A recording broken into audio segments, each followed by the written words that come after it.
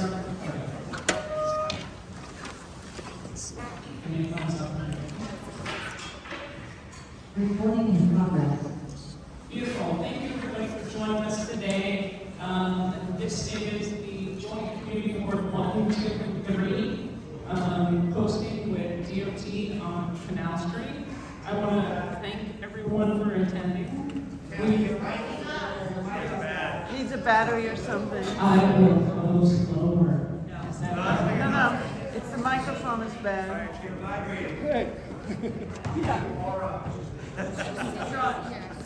Testing. Yeah. All right. Okay. Thank you, everybody.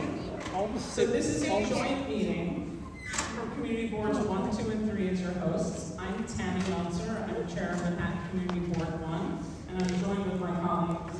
I'm Andrea Gordillo, chairperson of Manhattan Community Board 3. And I'm Valerie De La Rosa. I'm chair of Manhattan Community Board 2. Okay, we want to thank everybody for coming. It's a really busy meeting. We do have interpretation for both Mandarin and Cantonese in the room.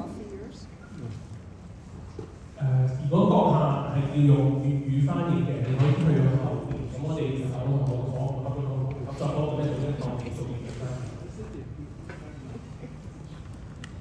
今天的和翻译服務，如果你今天需要和翻譯服務現場進行後方會有其他的意思。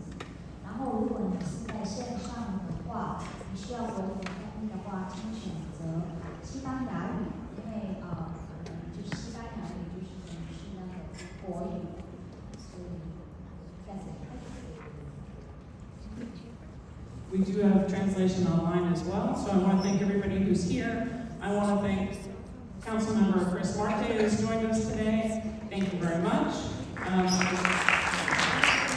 don't see any other elections in the room, but we want to then move directly and get the ball rolling. So I'm going to introduce Dr. Betty Kay, who's our chair of transportation. She's joining us via Zoom today, so she's online somewhere. Hello, Betty. Don't know exactly where, but that's okay.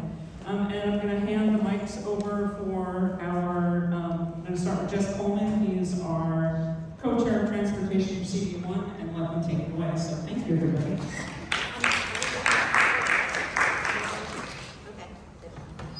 Hi, good evening. I'm Janine Kiley. I chair the Traffic and Transportation Committee for Community Board 2. If we can go to the meeting protocol, or the slides that we shared. Next to me is Vinnie Cerrito, who is the chair of the Traffic and Transportation for Community Board 3. And we have a lot of community board members here tonight who are here to listen. If you're a community board member of Community Board 1, 2, or 3, if you could just raise your hand. So we got a lot of people here who are listening to the public and for what we want to say. We have, as of 5 o'clock, we had 114 people sign up, both in person and Zoom, and we had 49 people sign up to speak.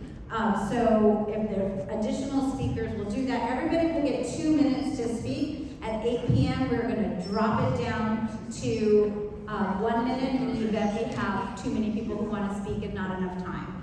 And we have, if you could, so that there's a QR code at the entrance, there's a QR code on the screen. If you want to sign up to speak and you haven't already done so, please do so with that speaker. And just in terms of the meeting protocol, no interruptions. And we're going to, after this short introduction, the DOT will give a presentation. It's our job to listen and to write down questions or comments. And when it's your turn, you can share those. We recognize that people in this room are going to have a lot of different opinions. There's a lot of things being changed or proposed in this plan. We have 100-something people participating. We're going to have like 300 different opinions. When you speak, be brief, concise. Use I phrases, not you. I like this plan for bikes. I don't like this plan for the bridge. I have questions about this. Be very specific, and personal attacks of any kind will not be tolerated, and you will be asked to leave the room or the Zoom. Everyone who signs up to speak will be given the opportunity to do so. Obviously, if we have a time crunch, we will have to shorten it, and we'll switch every 5 or so speakers between the room and Zoom. We'll call your name in the room ahead of time, and you can go to one of these two microphones, and on Zoom, That's way we can elevate you. The DOT team, most of the team will leave at 8:30, but Kate Shear and possibly a few others will stay until the bitter end at 9. That's about it. I'm going to say, we have 2 more elected officials who've joined us, State Senator Brian Kavanaugh, you can just raise your hand, and Assemblymember Grace Lee in the front row. Thank you for joining us tonight. So at this point, I'm going to turn it over to the DOT to start with the presentation. And we'll get your slides up in just a second. Thank you. Just some introductions. My name is Dan Wagner. I am the Director for Project Development and Delivery at the New York City DOT's Public Realm Unit. I'm Sam Hope, Project Manager for the Public Realm Unit. Good evening, I'm Amy Howard-Chapman. I'm also a project manager for Public Realm. And we will wait for the slides to come out after you start.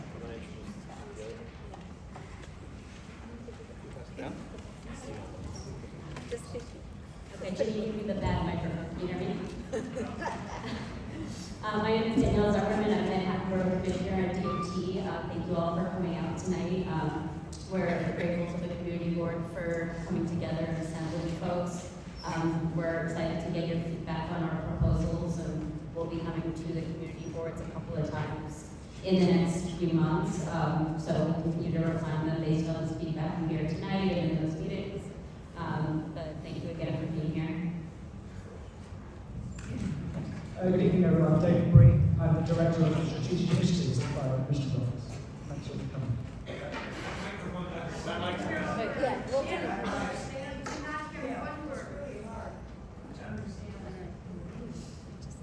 Okay, I'd like to begin, and these folks I'm sure will jump in and help answer questions at the end of the presentation. So I just want to thank everyone for being here tonight. You're the community experts. We're very excited to be here. This is part of a number of outreach events we've been doing over the last few months.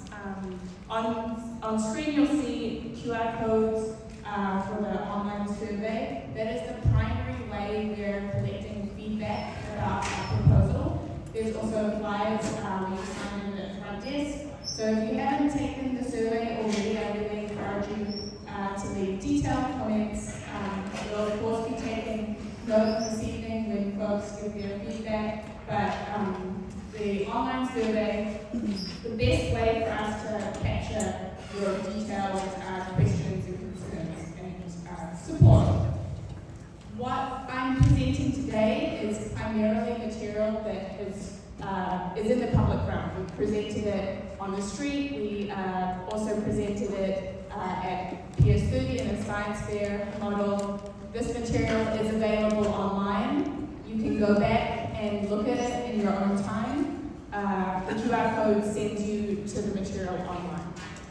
We are presenting a few more slides, and that will summarize some of the feedback we've gathered over the last few months. Who is advancing my slides? Okay, next, please. So, we are reimagining Canal Street. We're here today. Next.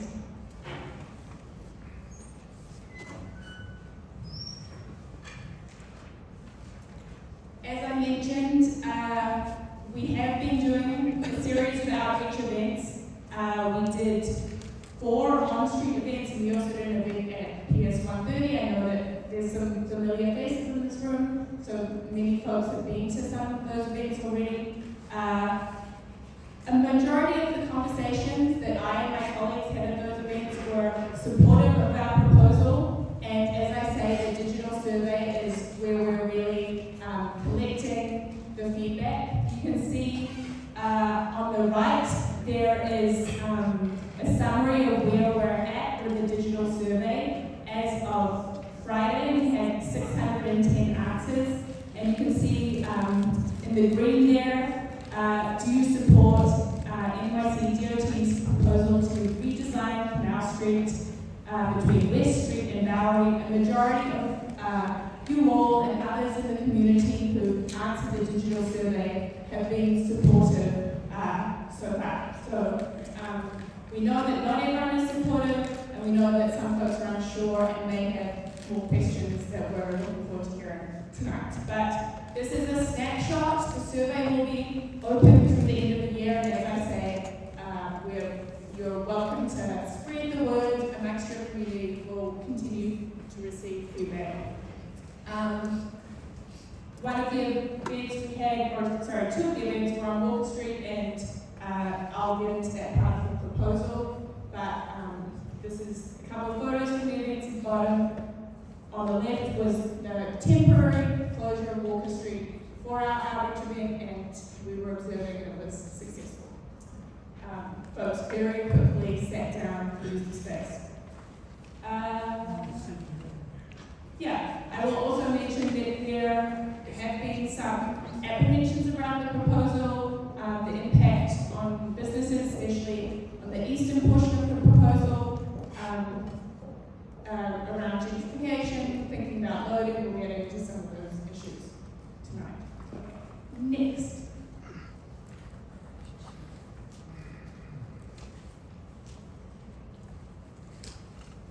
Along with the kind of broad do you support or not the proposal, we've asked you all for some to give comments.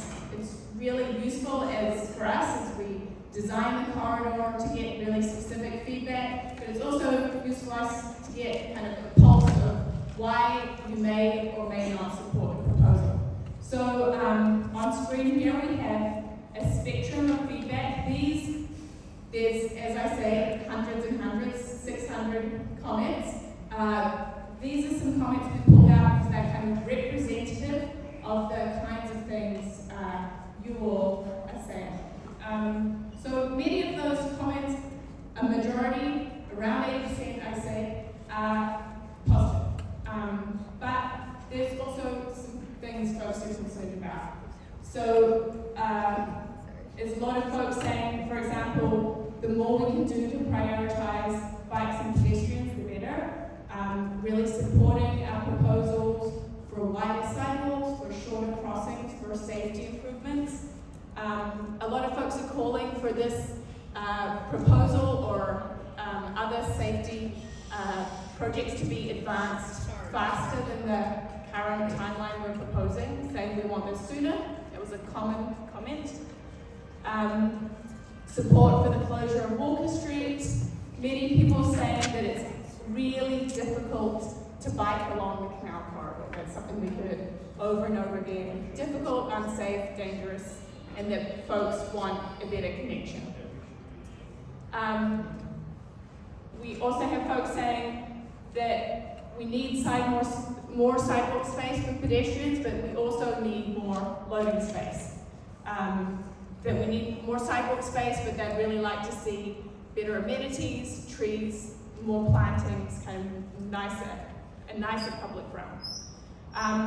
Towards the right of the screen, you'll see some of the comments that are representative of more concerns about the proposal.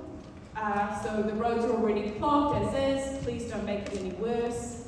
There was a lot of comments about illegal vending, both in the survey and from talking to folks on the street.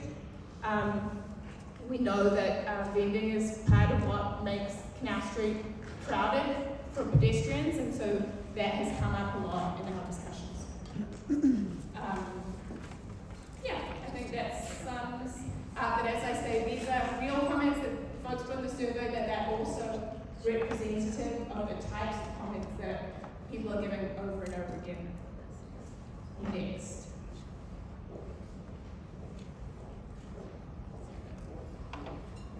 Like many of us, I have a slide. I'm getting over the cold.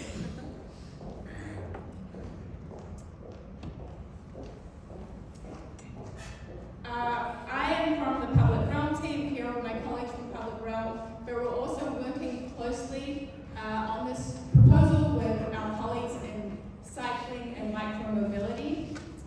We've been doing outreach events primarily along Canal Street and Walker Street. They're looking at Grand Street bike connections. So this is a summary of their outreach that they conducted in October. Notable feedback: a lot of businesses don't have time to set up for deliveries unless there is specific commercial loading in front of their businesses along Grand Street. That folks are receiving steady deliveries throughout the week. Businesses mentioned that their delivery vehicles parked along the street have to often use hand carts, that they can't park directly in front of businesses, that they have to maneuver with hand carts. While they were doing these surveys, they also were thinking about field observations, observing what was happening. Cyclists riding against traffic. There is currently a protected bikeway along Grand Street, but it goes west to east. They were observing cyclists using it in the opposite direction. Many delivery vehicles parked in daylighted intersections, and vehicles illegally parked in no standing zones. Next. So, what's driving the proposal that we're presenting tonight? I just went through some of the community feedback that we've gathered in the last couple of months and that our colleagues from the Cycling Micromobility Unit have covered. But we have been doing outreach for many years now, our unit specifically. We did a round of outreach in 2022, and that helped inform this design. We are also really driven in a lot of our work, but especially along this corridor, by crash and safety data. I'll go into that a little bit in a second. We know that Canal Street is an incredibly dangerous corridor. I'm sure you all have experienced it using it, long crossing distances. The safety data is not good, and I know that a lot of calls from the community, from elected officials, to improve Canal Street come from a desire to make it a safer place for all users. We also looked very carefully at pedestrian, bike, and vehicle volumes. We know that Canal Street is a key vehicle connector from the tunnel to the bridges. We wanted to present a plan that we knew was not going to make the congestion worse, according to the model, our traffic model. So that was a huge part of our design process. We have an extensive traffic model. It took multiple years, and we took counts before congestion pricing, produced the model, then we took counts post-congestion pricing just to check how that was impacting what we had analysed. We also looked at the needs of local businesses along the corridor.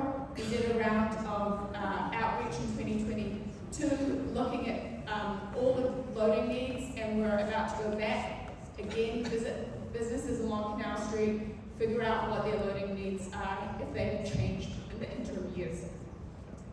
Next. So as I mentioned, safety and crash data is really driving our design approach.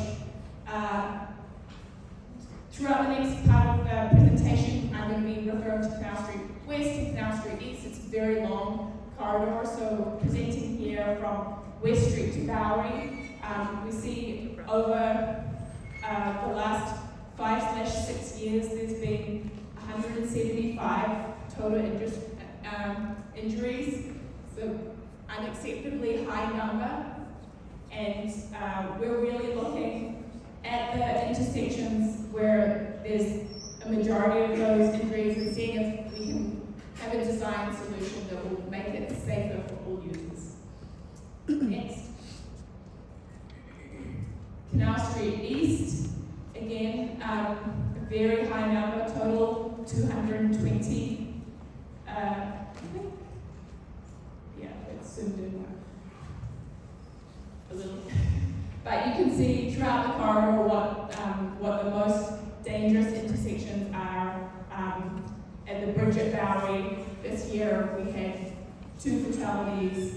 We know that we can do better as a city, as an agency. Again, it's really driving our design approach. Maybe if you look out to the full screen and then go on to the next slide.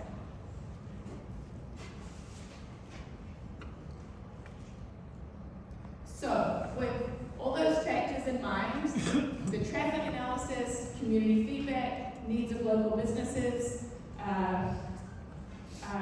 the crash data, we brought together these goals. So these are the goals that are driving the design approach to this project. We know that we need to relieve pedestrian crowding along Canal Street and improve sidewalk accessibility. Canal Street is not only a east-west connector for vehicles, a need for cyclists, but we know it's a transit hub in many ways, or a transit corridor. There's multiple subway stations. Some of those, folks getting out of one station, making a connection to other. There's just huge volumes of folks using Canal Street for public transit connections that leads to crowded sidewalks, as is the fact that Canal Street is a global destination as well as a neighborhood destination. We know folks from all over the world, all over New York City, all over Manhattan, all over Chinatown are coming to Canal Street to do their shopping, to see friends, to see family. So it gets crowded. People want to be on Canal Street, but there's currently not enough space for visitors and for pedestrian mobility to occur comfortably at the same time. We know, I've been through this, but just to reiterate that we want to improve crossing safety but also comfort. We know that these are long crossing distances across Canal Street. There's often not enough time to comfortably cross, especially if you're elderly or have mobility impairments. So that's something we really want to address. We want to simplify complex intersections for all users. That's just not pedestrians or cyclists, but we want to make sure that a vehicle driving down Canal Street knows what lane they need to be in to get to their next destination, has clear direction signal timing signage, and can do so safely. We want to rebalance vehicle space with public space. Again, this is a global destination. We know folks want to come here, spend time here. How can they do so in a pleasant way? And we want to improve bike connections. There's no good east-west corridor for bikes, similarly to vehicles. But we know that many cyclists, including dogs, use Canal Street cycling, referring to the lower right image there. Next.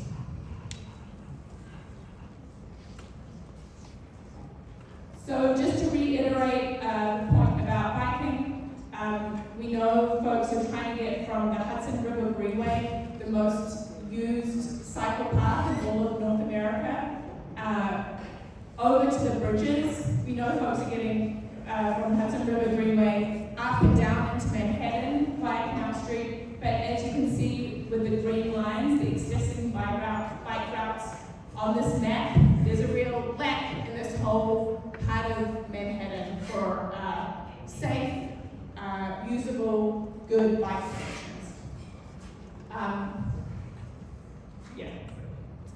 Next slide.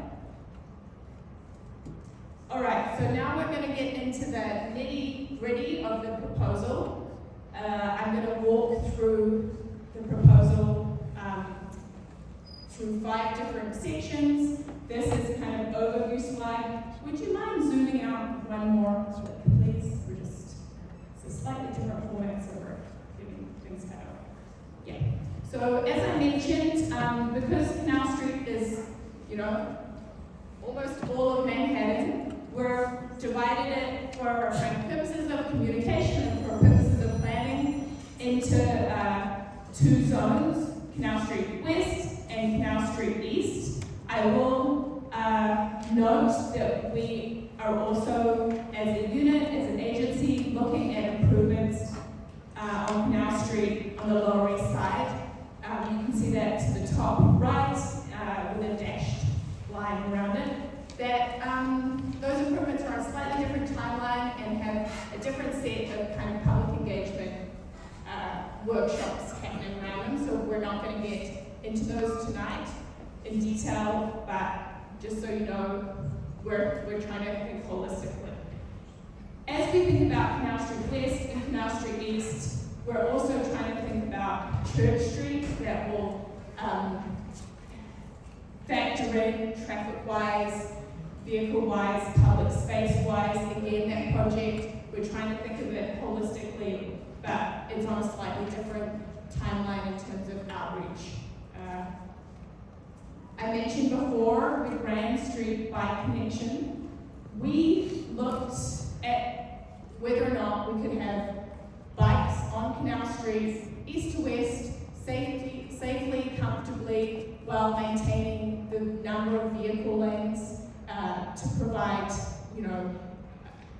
good flow of traffic, or at least not to make traffic conditions, vehicle conditions worse. And there's just not enough space for all the users along Canal Street.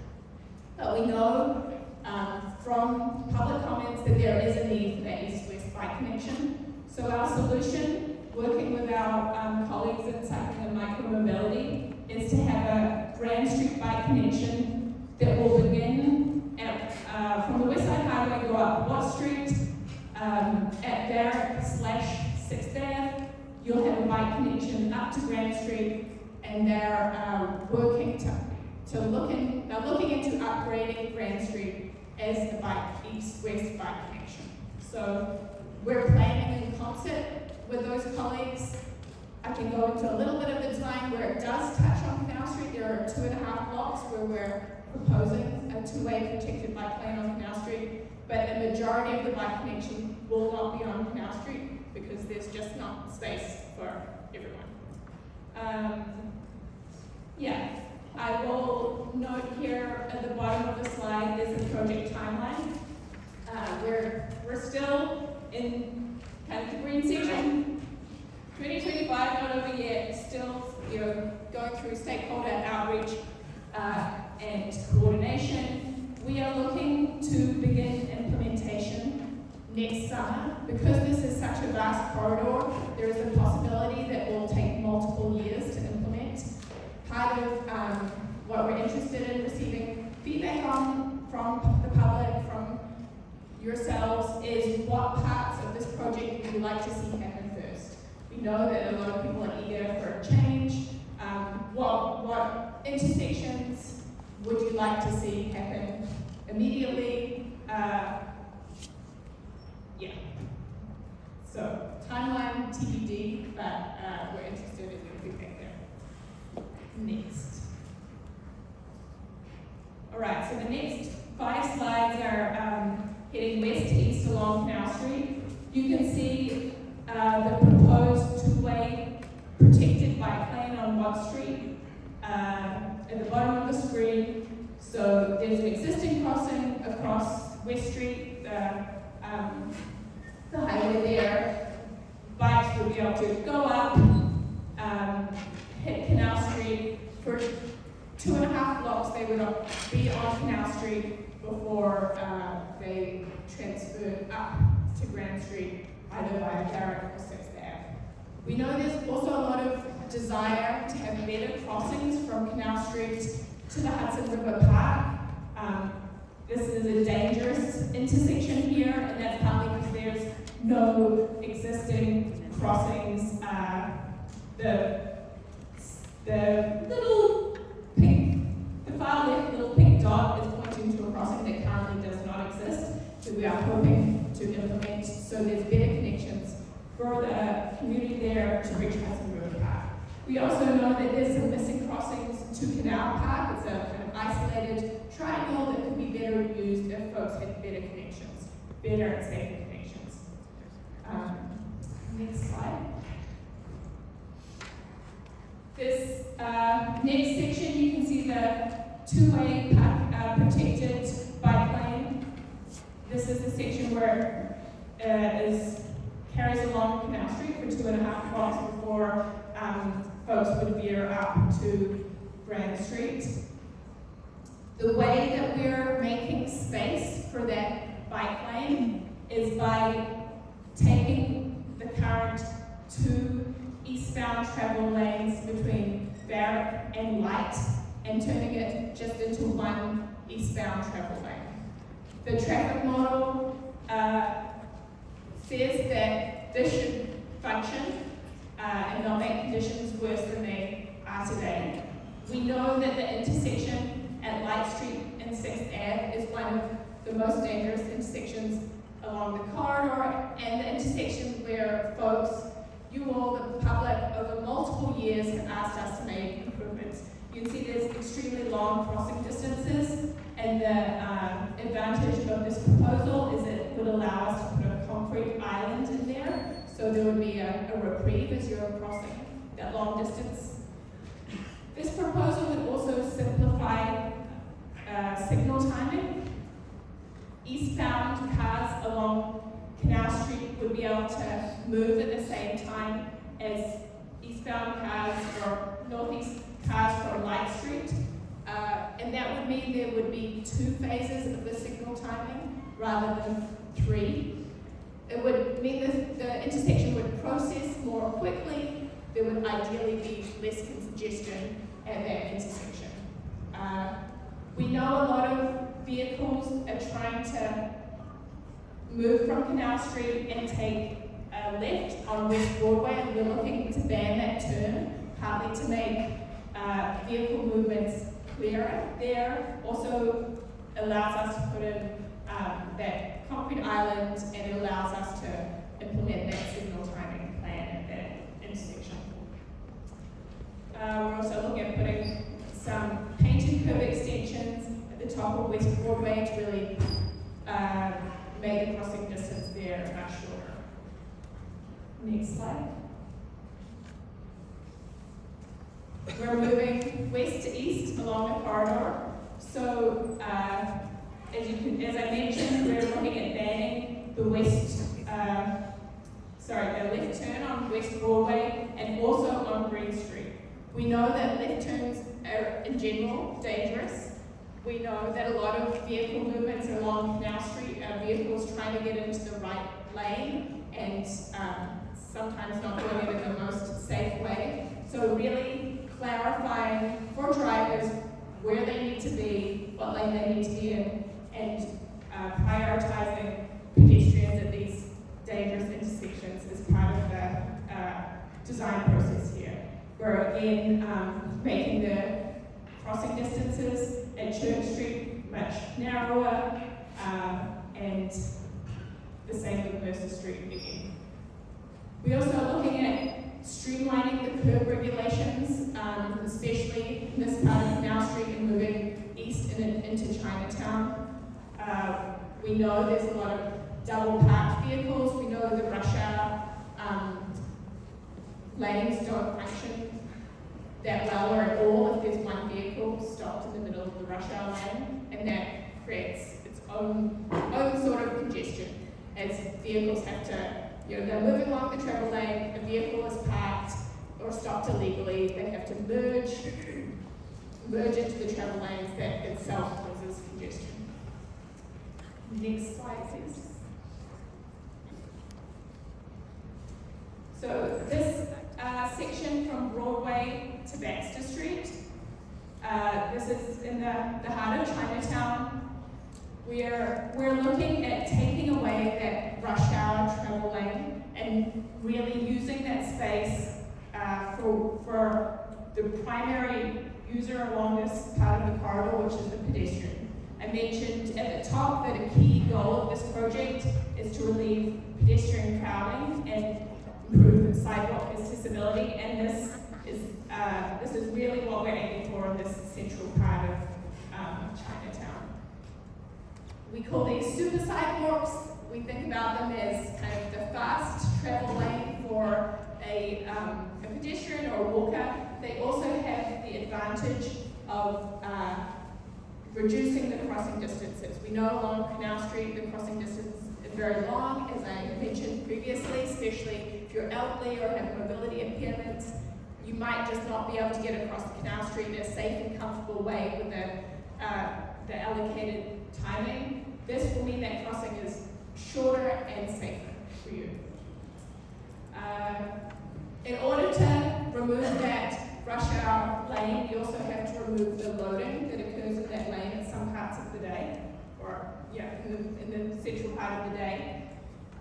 So we're looking to put that loading onto the side streets, where, as I mentioned, we did a round of surveys with merchants in 2022, and we're going to go back, check what, if anything, has changed with their loading needs, really look at the curb regulations along all of Canal Street and the side streets, and balance what has to happen for businesses to be able to effectively carry on, get what they need, but to use the space for pedestrians, the primary user, along the stretch. As part of this proposal, we're also looking at closing Walker Street from Baxter Street to Canal, that Walker Street slip, so cars would no longer be able to use that space. It would become a plaza. That's the location where there's the Chinatown information kiosk. We think this could be, well, I saw it for myself. As soon as we closed it with barricades, just temporarily, it became a suddenly vibrant public space, a place for people to sit, to spend time, to enjoy Chinatown. I think I've covered everything on the slide. So the last slide, the next slide, is the last section. I know, as I mentioned at the top, there's been 2 fatalities this year at the bridge.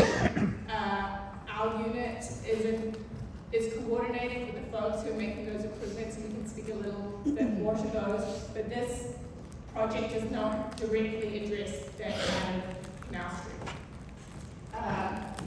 I mentioned the Walker Street slip closure there, but you can see the super sidewalks continue along to Elizabeth Street. There's slightly less need from Elizabeth Street to Bowery as we see it, so we do not continue the super sidewalks in that easternmost block. There's also the need for the turning lane. We're also looking at putting in concrete crossing islands where we have the space, again, to really reduce the crossing distances and make those crossings safer.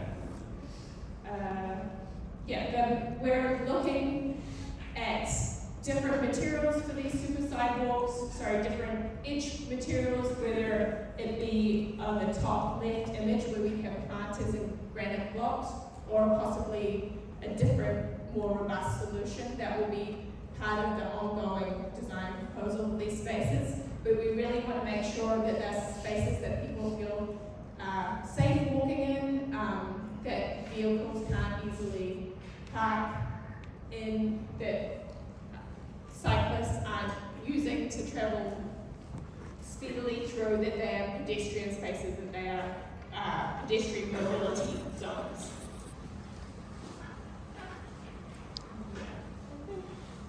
Again, the loading, we're working to think about where loading can best be allocated along the side streets. Next slide.